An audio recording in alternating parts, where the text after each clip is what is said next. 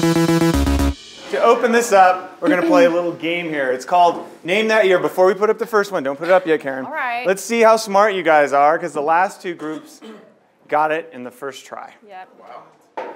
Ready? Question 1, or clue 1.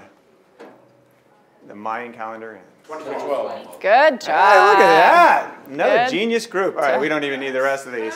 So, significance here. Why do you guys think I have that up there? Anybody? Universal Soil. It's all text. What's that? It's all text. This doesn't exist anymore. Plus you got a lot of these. The sites ranking, like searchingandranking.net, is probably not around anymore either. that too. That's a good Thank point. you for that observation, Scott. A spammer. So you got a title tag, a meta description. Wikipedia's ranking 1. They've got a decent profile here. But yeah, it's all text. This is 2012. Today. 2018. Mobile. Visual. You got videos in here. When you type in SEO, it actually understands that's probably a question you're asking about what is SEO. Understanding that intent, that consumer journey. You've got images in here. You've got multiple pieces of content. And then you look at video. This is another huge piece. So now you got voice in here. You got images. You got video. So significance here. Why do you guys think I showed you that, but I showed you that one first? Because everybody talks about this, and I see some of our clients doing this and people in the industry doing this in terms of technology, but a lot of people still think that this is how natural search exists. And if you do, you're going to lose out. And you've heard a lot of conversations today about automation, customer journey, having that first conversation, so important. And then as we look to the future, 2020, we're looking at a Google Home experience where you're going to be asking questions, or an Alexa one that's going to frame up on any visual device you have in your house. So you could just miss out on that conversation because you're thinking like this, but you're acting like that. To just show you how important this is. And SEO is becoming more complex. It's evolving, and it really is that first conversation and how important it is to have that with that consumer.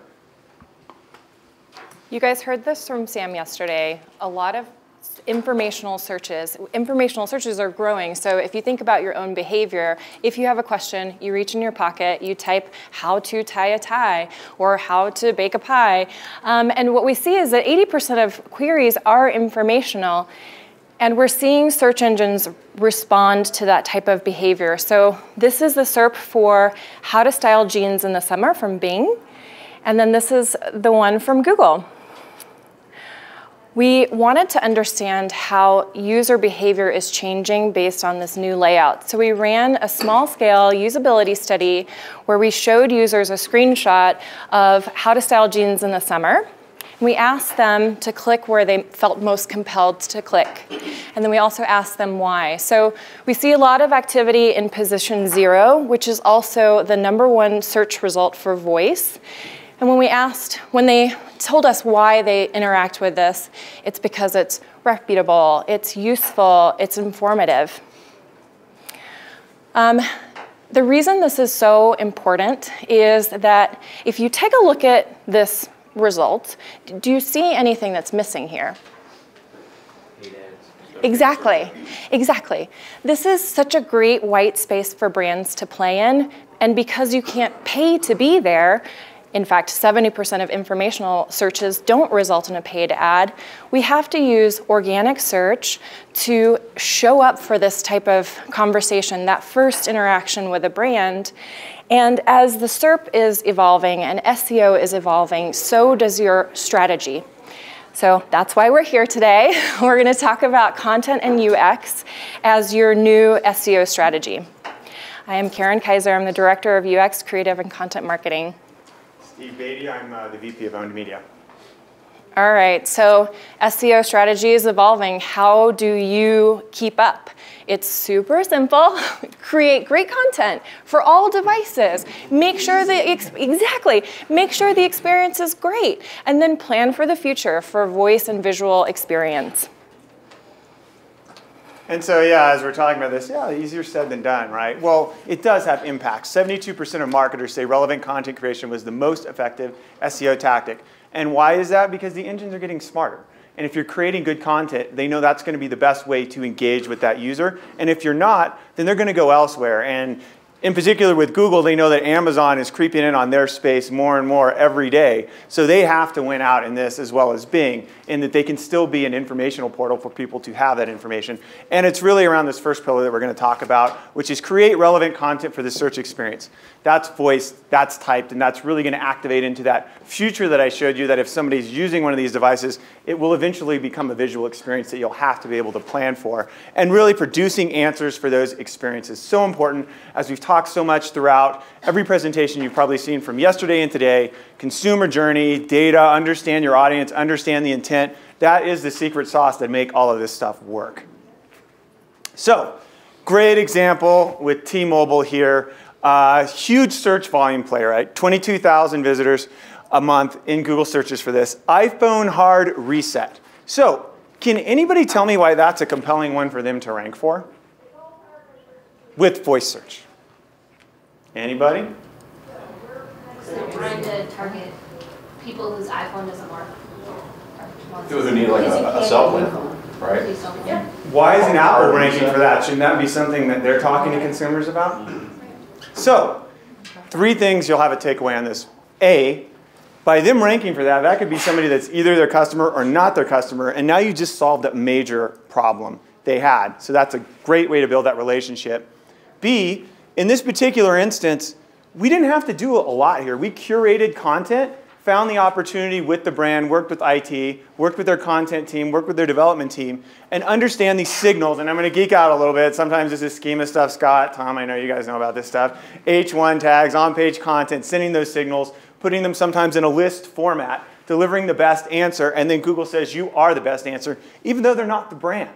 So that's just so important, because when we tee this up, 400% increase in traffic when we created that. And why is that so important? Well, look at this study over here with BrightEdge, which is a technology that we use for SEO to rank and track our keywords that we're going after. They have millions, hundreds of millions of keywords in there.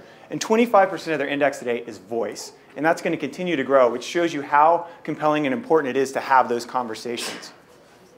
So it even goes beyond just the voice mobile experience. It goes to the Google Home one too. So does anybody remember my presentation from last year at IP Summit 2017? Yes. Google had a very small market share in this instance. And I talked a lot about Amazon because they were the biggest player.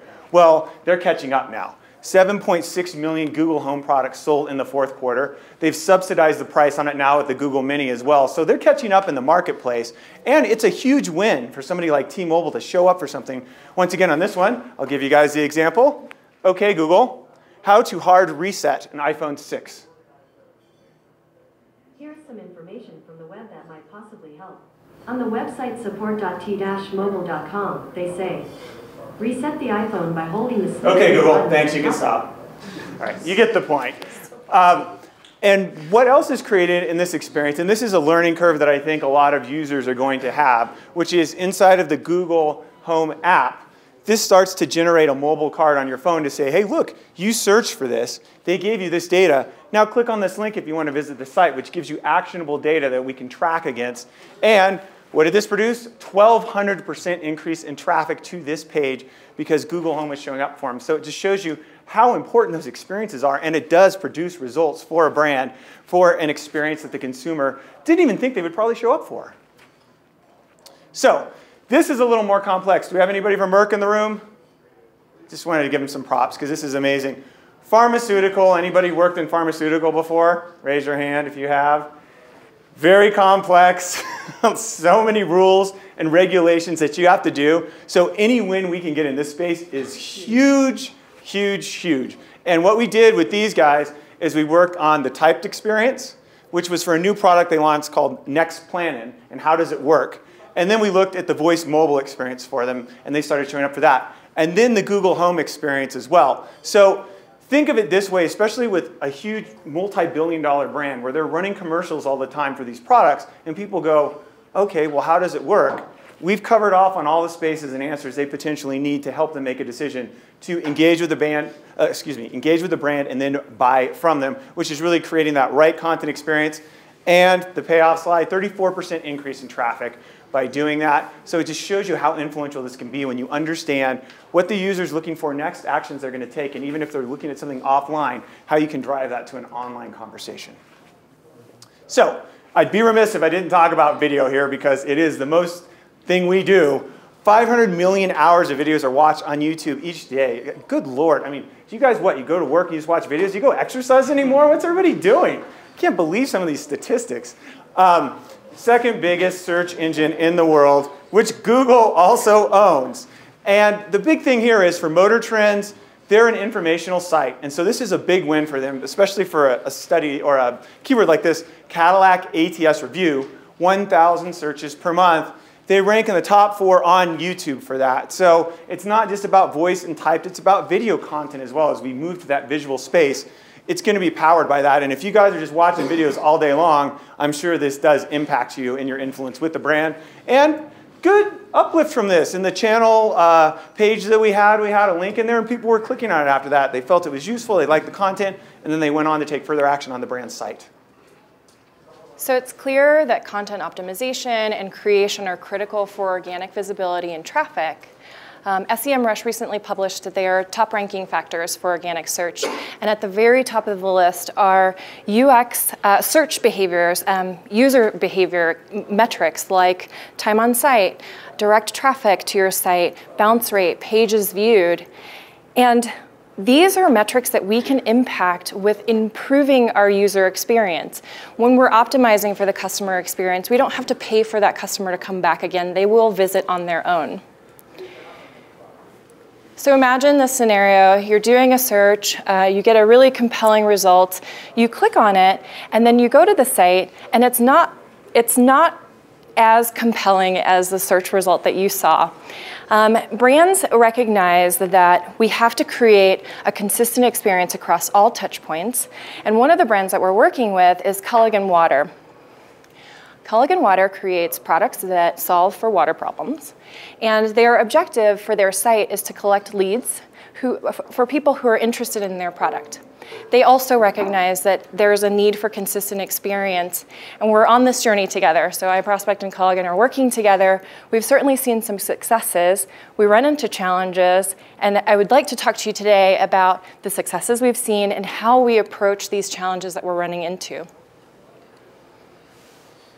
These are beautiful pieces of content that are also very informational.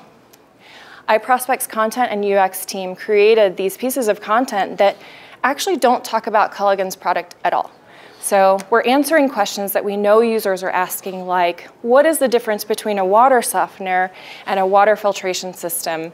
People are concerned with contaminants in their water, so we're answering those questions as well. And the value that this brings to Culligan as a brand is that we're promoting them and reinforcing the fact that they are reputable, trustworthy, and they are the authority in water.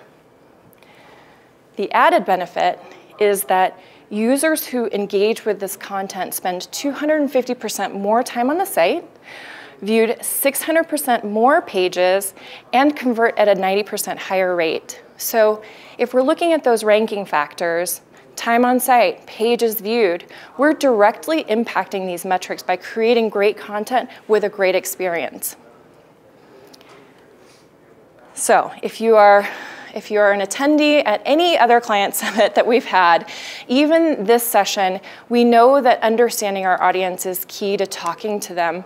And our team runs usability studies on a regular basis to understand what our users' needs are, what they're asking for, what they're looking for, and Culligan is no different. We've run a number of user studies on Culligan, and the challenge with Culligan is that they don't want to show pricing on the site. The number one comment that we get from user studies every single time is, I probably wouldn't contact Culligan because I don't like non-transparent pricing. It makes me feel like the product is overpriced. Another quote, I feel like I'm at a disadvantage if I don't know how much something costs. And it's a terrible situation to put your potential customer in, to make them feel stupid. It's actually hard feedback to get as a brand, but what would be worse is if you don't know that feedback and you can't do something about it. So what we did was run an A/B test, very simple now that we understand the user's needs, and we presented pricing, sample starting pricing for 50% of our users. And what we saw was that there was a 40% increase in conversions for the people who did see pricing on the site. So we're creating these great experiences for desktop, and we're creating all this great content, but does your experience stack up on all devices? And what we find is that clients are sometimes challenged with, and don't necessarily meet up to those challenges, of creating experiences for every screen.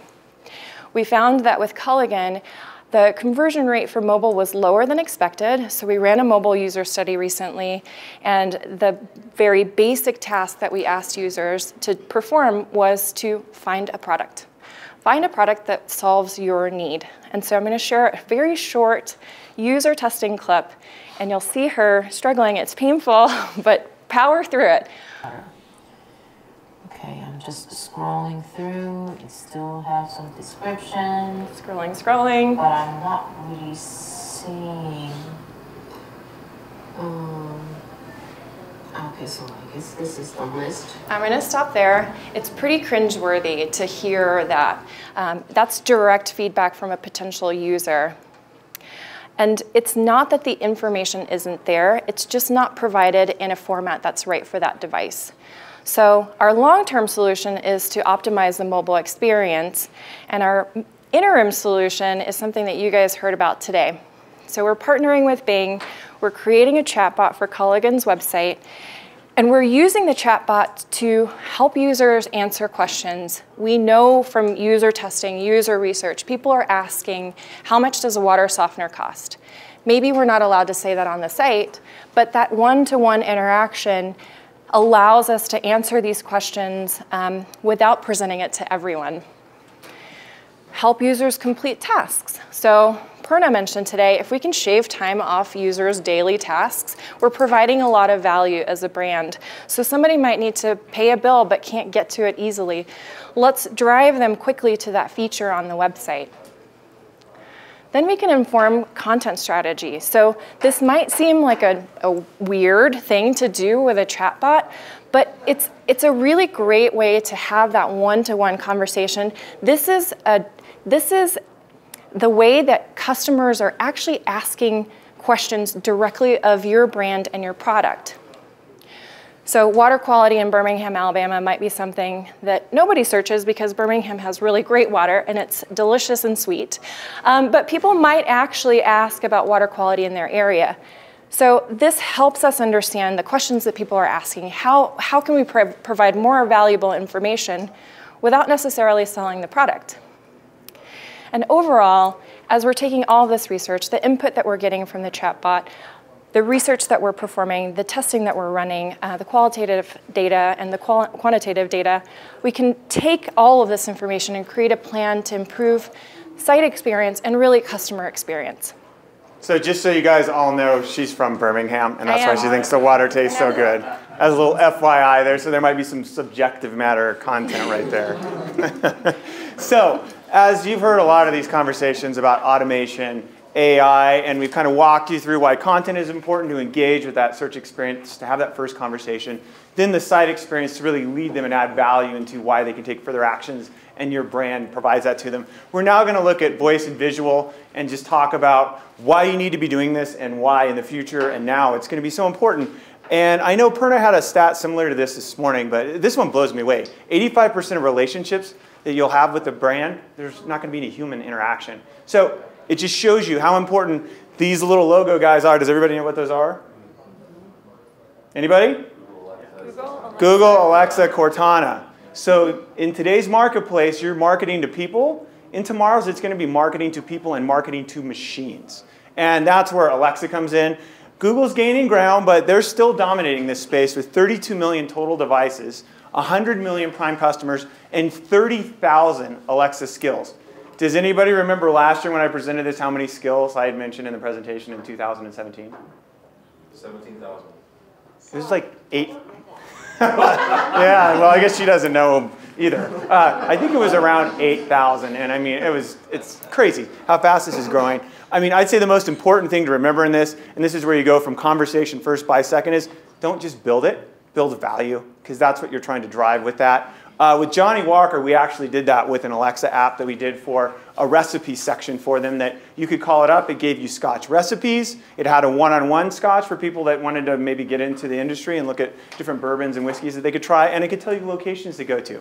So why do you guys think that's important to do that with that on that marketplace? Because everybody loves Scotch. Anybody? So what we know about this consumer set is 80% of the time when they go and look up an alcohol recipe, if your brand's mentioned in that, guess what they do? They buy it. So great conversation to have. And then also, as we look at this adoption, and you've heard this in a lot of these presentations with these home devices, it really is creating a new behavior that the more people have these smart home speakers, they're using voice more often and assistance more often, either in the mobile experience or the Google Home experience, which leads into Google is making up ground here. They've got 14 million devices in market, and even more content and all the informational content that you can create in voice from some of those great examples with T-Mobile that I showed you in Merck. Those can drive direct conversations on the Google Home device, as well as like the next level that some brands are looking at now with Actions, which are their version of Alexa skills, their applications you can build. GE's got one where you can tell Google Home to turn your dishwasher on and off, or Airbnb where you can book travel. So that's another avenue to look at. But I mean, first and foremost, if you can build some voice content, that would be my first step. And then also, and you guys might have already had the session with Jesse and Adam. Did you guys do that one? Mm-hmm. Yep. Okay. So she talked a lot about Google Express, and so that is the direct link, especially for CPG and consumer electronic brands, that you can have that first conversation and it can lead into that reseller action through Google Express, whether you go to Costco, whether you go to Fry's or Target. So there are actions you can do, and that's why that first conversation is just so important. And then as we look to where this is going, where you've got a Google Home or your phone in your hand and you're asking questions, and then it just starts displaying this on any visual device in your house. In this instance, what is SEO, which could just be a voice search, or you're looking for a video on that, or then you start looking for other information you want to buy. With Amazon, so important to create those conversations, why voice, typed, and all this is going to lead into that visual representation, as Mike Gullickson mentioned in his closing notes yesterday. So if you can take anything away from all this, these are the big takeaways here. SEO is evolving. It's so important. Don't talk about doing voice as a next step. Do it now. You need to, because that's what consumers expect. Understand where that white space is. As Karen said, look at usability. Look at ways to create and design that content that meets the user need. You heard Sam talk about that with all the data out there, yet we're still not creating those conversations. And we know more about customers than we did even 2 years ago. So important to do that. And that's really driven by that qualitative and quantitative data to build a great conversation with that user and embrace technology. Google Home, Alexa, Cortana, I know there's other ones, Apple's launching their product. We just don't have a lot of information on that one yet, but you have to embrace that because that's what consumers are going to have as an expectation. So you're either going to do that today or you're not going to be there tomorrow. Thank you. I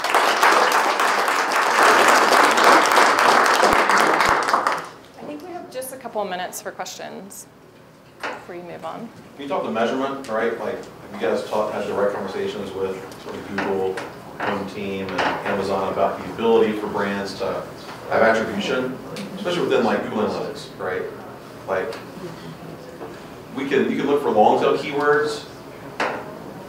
Okay, yeah. Google, right, in your logs for paid search, but like true voice engagement, like where is that? So Google Search Master Console is supposed to be the first version that's going to do that. They haven't launched it yet, but that's the one place that I think they're going to start with that, because you can't just keep doing this and not give us the data so that we can create this content, which will be opened up. And I know in some markets, I don't know if Jessie mentioned this in her presentation, but I know they're testing voice ads. So obviously if you're testing voice ads, what do you have to tell people? Volume, pricing around that. So I expect that that's going to start to come into the market a lot more easily and more fluidly. And I think as you see these Google Home experiences where it generates a mobile card, which Alexa does too, on its experience on your app, you can click on those and you can tag those so you can actually understand what people are doing. So that's the way that you can do it. It is a little more complicated and it is a little more nebulous, but I think more data is going to come out. I know there are some platforms out there, especially with the marketplace in Amazon like Clavis, where you can stack that onto your Google Home, or excuse me, your Amazon Seller Central account and actually understand what people are doing with these experiences and pages and stuff. So there's a lot of ways that the technology is starting to come to the forefront because it has to.